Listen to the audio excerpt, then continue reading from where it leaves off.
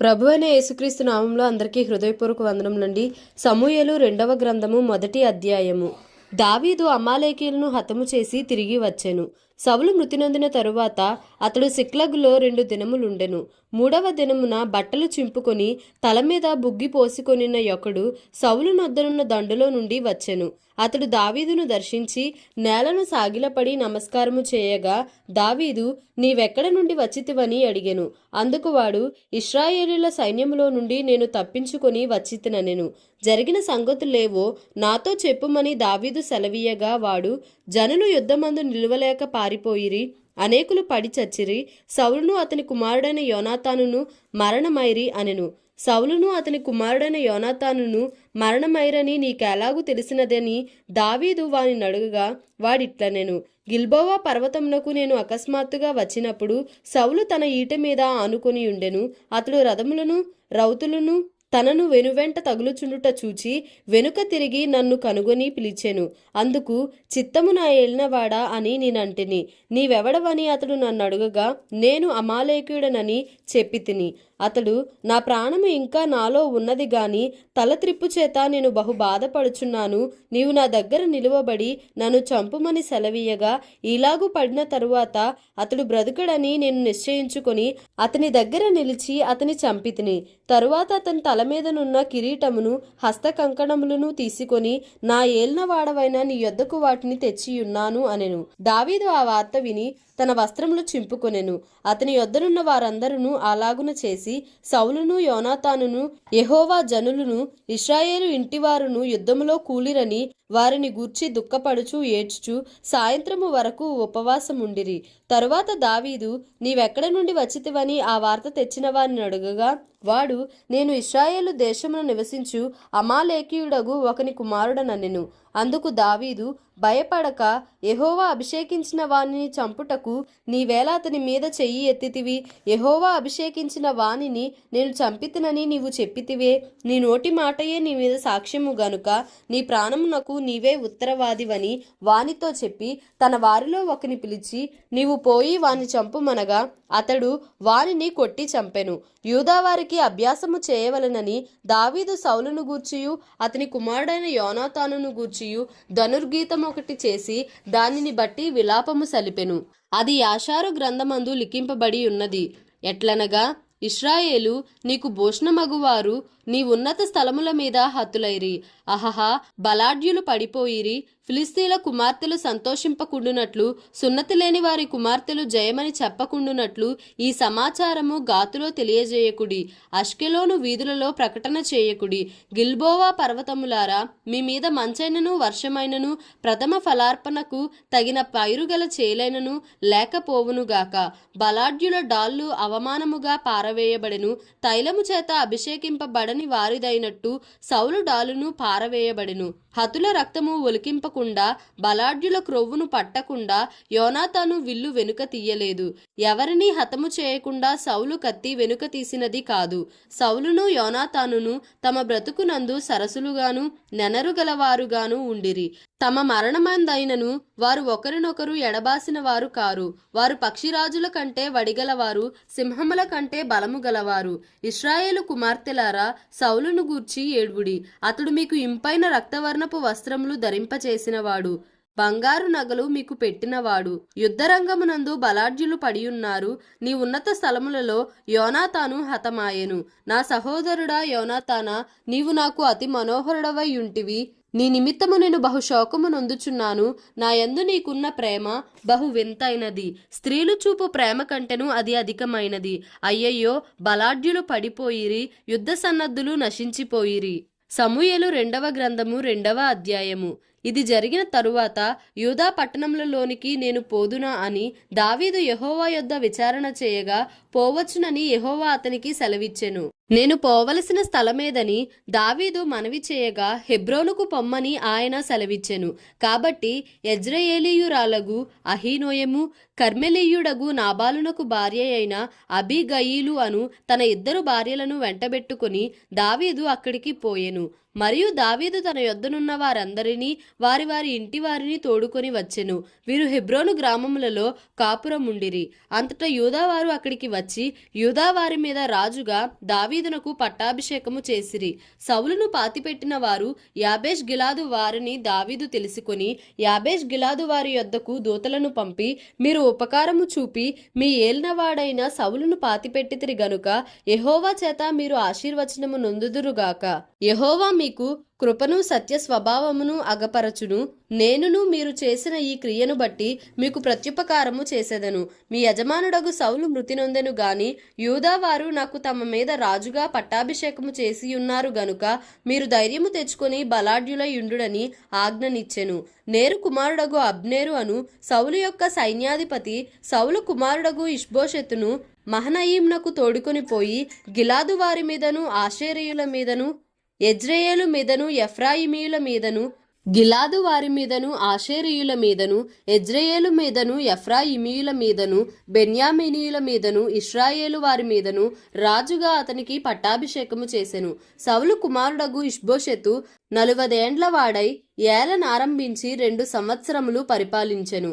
అయితే యూదావారు దావీదు పక్షంన నుండిరి. దావీదు హెబ్రోనులో యూదావారి మీద ఏలిన కాలమంతయు 7 సంవత్సరముల 6 మాసములు. అంతలో నేరు కుమారుడగు అబ్నేరును సౌలు కుమారుడగు ఇష్బోషెతు సేవకులను మహనయీములో నుండి బయలుదేరి గిబియోనునకు రాగా సెరూయా కుమారుడగు యోవాబును దావీదు సేవకులను బయలుదేరి వారి నిద్రించుటకై గిబియోను కొలనునకు వచ్చిరి. వీరు కొలనునకు ఈ తట్టునను వారు కొలనునకు ఆ తట్టునను దిగియుండగా అబ్నేరు లేచి మన ఎదుట యవనులు మల్ల చేష్టలు చేయుదురా అని యోవాబుతో అనగా యోవాబు వారు చేయవచ్చుననెను. లెక్కకు సరిగా సౌలు కుమారుడగు ఇష్బోషెతు సంబంధులైన 12 మంది బెన్యామీనీయులను దావీదు సేవకులలో 12 మందియును లేచి మధ్య నిలిచిరి. ఒక్కొక్కడు తన దగ్గరనున్న వాని తల పట్టుకొని వాని ప్రక్కను కత్తితో పొడవగా అందరూ తటాలున పడిరి. అందువలన హెల్కత్ హస్సూరీమని ఆ స్థలమునకు పేరు పెట్టబడెను. అది గిబియోనునకు సమీపము. తరువాత ఆ దినమున ఘోర యుద్ధము జరుగగా అబ్నేరును ఇశ్రాయేలు వారును దావీదు సేవకుల ఎదుట నిలువలేక పారిపోయిరి. సెరూయా 3 కుమారులగు యోవాబును అబీషయ్యును అషాహేలును అచ్చట నుండిరి. అషాహేలు అడవి లేడి అంత తేలికగా పరుగెత్తగలవాడు గనుక అతడు కుడితట్టైనను ఎడమతట్టైనను తిరుగక అబ్నేరును తరుముచుండగా అబ్నేరు వెనుకకు తిరిగి నీవు అషాహేలువా అని అతనిని అడుగగా అతడు నేను అషాహేలునే అనెను.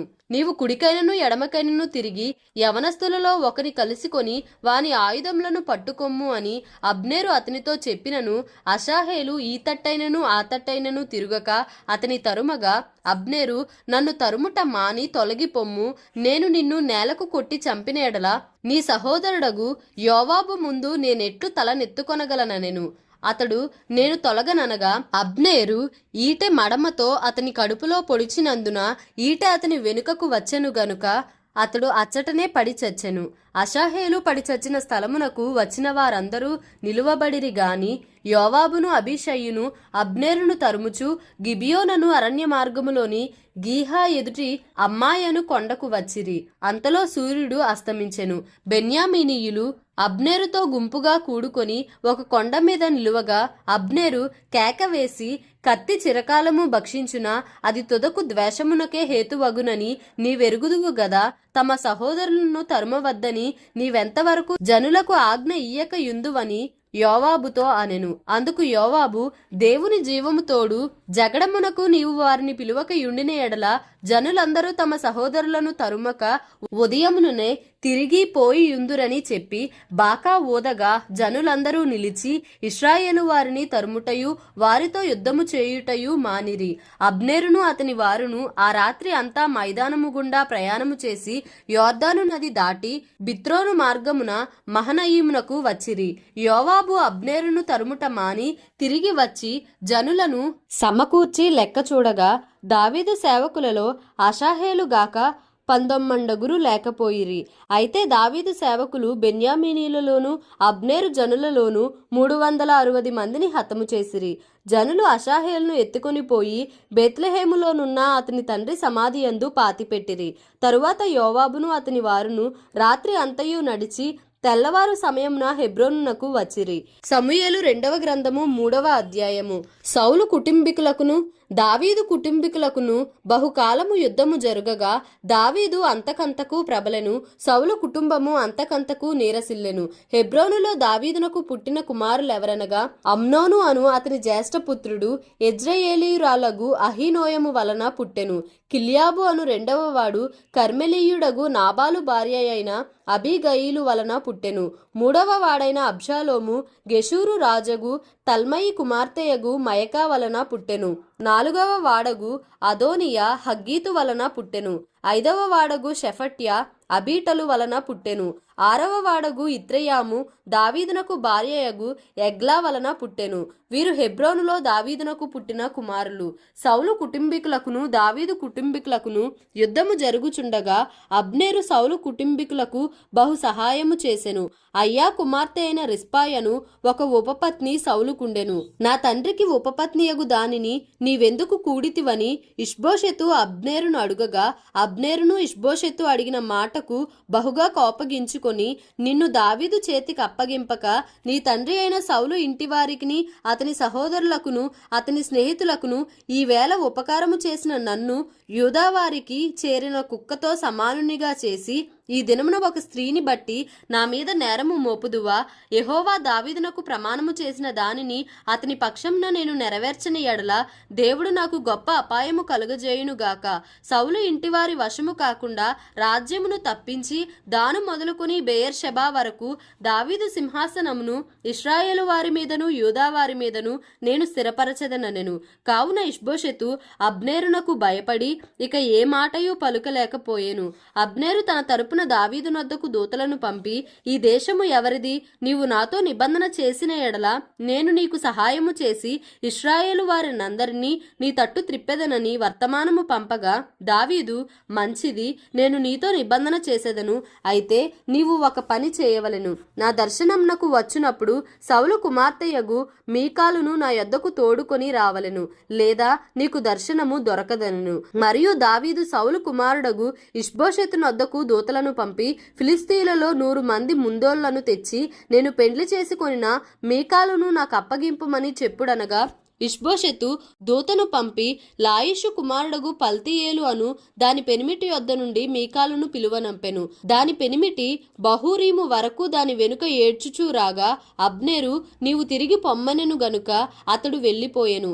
అంతలో అబ్నేరు ఇశ్రాయేలు వారి పెద్దలను పిలిపించి, దావీదు మిమ్మును ఏలవలెనని మీరు ఇంతకు మునుపు కోరితిరి గదా, నా సేవకుడైన దావీదు చేత నా జనులగు ఇశ్రాయేలీయులను ఫిలిస్తీయుల చేతిలో నుండి వారి శత్రువులందరి చేతిలో నుండి విమోచించేదనని యెహోవా దావీదును గూర్చి సెలవిచ్చి ఉన్నాడు గనుక మీ కోరిక నెరవేర్చుకొనుడని వారితో చెప్పెను. మరియు అబ్నేరు బెన్యామీనీలతో అలాగున మాట్లాడిన తరువాత హెబ్రోనునకు వచ్చి ఇశ్రాయేలు వారి దృష్టికిని బెన్యామీనీయులందరి దృష్టికిని ప్రయోజనమైన దానిని దావీదునకు పూర్తిగా తెలియచేసెను. అందు నిమిత్తమై అబ్నేరు 20 మందిని వెంటబెట్టుకుని హెబ్రోనులోనున్న దావీదునొద్దకు రాగా దావీదు అబ్నేరుకును అతని వారికిని విందు చేయించెను. అంతటా అబ్నేరు, నేను పోయి ఇశ్రాయేలు వారినందరినీ నా ఏలినవాడవగు నీ పక్షంన సమకూర్చి వారు నీతో నిబంధన చేయునట్లును నీ చిత్తానుసారముగా నీవు రాజరికము వహించి కోరిన దాని అంతటి మీద ఏలునట్లును చేయుదునని దావీదుతో చెప్పి దావీదునొద్ద సెలవు పుచ్చుకుని సమాధానముగా వెళ్ళిపోయెను. పిమ్మట దావీదు సేవకులను యోవాబును బందిపోటు నుండి బహు విస్తారమైన దోపుడు సొమ్ము తీసుకుని రాగా అబ్నేరు హెబ్రోనులో దావీదునొద్ద లేకపోయెను. దావీదు అతనికి సెలవిచ్చి ఉన్నందున అతడు సమాధానముగా వెళ్ళిపోయి ఉండెను. అయితే యోవాబును అతని యొద్దనున్న సైన్యమును వచ్చినప్పుడు నేరు కుమారుడగు అబ్నేరు రాజునొద్దకు వచ్చెననియు రాజు అతనికి సెలవిచ్చి పంపెననియు అతడు సమాధానముగా వెళ్ళిపోయాననియు తెలుసుకొని యోవాబు రాజునొద్దకు వచ్చి, చిత్తగించుము, నీవు ఏమి చేసితివి? అబ్నేరు నీ యొద్దకు వచ్చినప్పుడు నీవెందుకు అతనికి సెలవిచ్చి పంపివేసితివి? నేరు కుమారుడగు అబ్నేరును నీవెరుగవా? నిన్ను మోసపుచ్చి నీ రాకపోకలన్నిటినీ నీవు చేయు సమస్తమును తెలుసుకొనుటకై అతడు వచ్చినని చెప్పి దావీదునొద్ద నుండి బయలువెడలి అబ్నేరును పిలుచుటకై దూతలను పంపెను. వారు పోయి సిరాయను బావి దగ్గర నుండి అతనిని తోడుకొని వచ్చిరి. అతడు వచ్చిన సంగతి దావీదునకు తెలియకయుండెను. అబ్నేరు తిరిగి హెబ్రోనునకు వచ్చినప్పుడు సంగతి ఎవరికి వినబడకుండా గుమ్మము నడుమ ఏకాంతముగా అతనితో మాట్లాడవలనని యోవాబు అతన్ని పిలిచి, తన సహోదరులకు అషాహేలు ప్రాణము తీసినందుకై అతన్ని కడుపులో పొడవగా అతడు చచ్చెను. ఆ తరువాత ఈ సమాచారము దావీదునకు వినబడినప్పుడు అతడు అనుకున్నదేమనగా, నేనును నా రాజ్యమును నేరు కుమారుడగు అబ్నేరు ప్రాణము తీయుట విషయంలో యెహోవా సన్నిధిని ఎప్పటికీ నిరపరాధులమే. ఈ దోషము యోవాబు మీదను అతని తండ్రికి పుట్టిన వారందరి మీదను మోపబడునుగాక. యోవాబు ఇంటి వారిలో స్రావము గలవాడైనను, కుష్ఠరోగి అయినను, కర్ర పట్టుకొని నడుచువాడైనను, ఖడ్గము చేత కూలువాడైనను, ఆహారము లేనివాడైనను ఉండకపోడుగాక అనెను. అలాగున యోవాబును అతని సహోదరుడైన అబీషయ్యును అబ్నేరు గిబియోను యుద్ధమందు తమ సహోదరుడైన అషాహేలును చంపిన దానిని బట్టి అతని చంపిరి. దావీదు, మీ బట్టలు చింపుకొని గోనెపట్ట కట్టుకొని అబ్నేరు శవమునకు ముందు నడుచుచు ప్రలాపము చేయుడని యోవాబునకును అతనితోనున్న వారికందరికిని ఆజ్ఞ ఇచ్చెను. రాజును స్వయముగా పాడె వెంట నడిచెను. వారు అబ్నేరును హెబ్రోనులో పాతిపెట్టగా రాజు అబ్నేరు సమాధి దగ్గర ఎలుగెత్తి ఏడ్చెను. జనులందరూ ఏడ్చిరి. మరియు రాజు అబ్నేరును గూర్చి శోక కీర్తన ఒకటి కట్టెను. ఎట్లనగా, అబ్నేరు, నీచుడొకడు చచ్చునట్లుగా నీవు చావతగునా? నీ చేతులకు కట్లు లేకుండగను, నీ కాళ్లకు సంకెళ్ళు వేయబడకుండగను, దోషకారి ఎదుట ఒకడు పడునట్లు నీవు పడితివే. రాజు ఇలాగున కీర్తన ఎత్తి పాడగా జనులందరూ విని మరి ఎక్కువగా ఏడ్చిరి. ఇంకా వెలుగున్నప్పుడు జనులు దావీదునొద్దకు వచ్చి భోజనము చేయుమని అతనిని బతిమాలగా దావీదు ప్రమాణము చేసి, సూర్యుడు అస్తమించక మునుపు ఆహారం ఏమైనను నేను రుచి చూచిన ఎడల దేవుడు నాకు గొప్ప అపాయము కలుగజేయునుగాకనెను. జనులందరూ ఆ సంగతి గ్రహించినప్పుడు సంతోషించిరి. రాజు చేయునదంతయు జనులందరి దృష్టికి అనుకూలమైనట్లు అదియు వారి దృష్టికి అనుకూలమాయెను.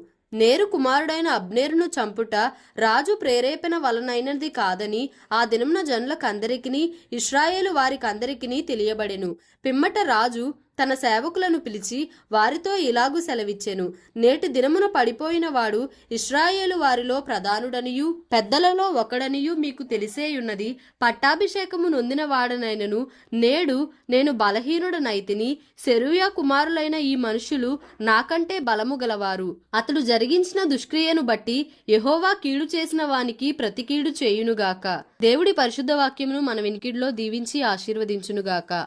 Amen. Please like, share and subscribe for more videos.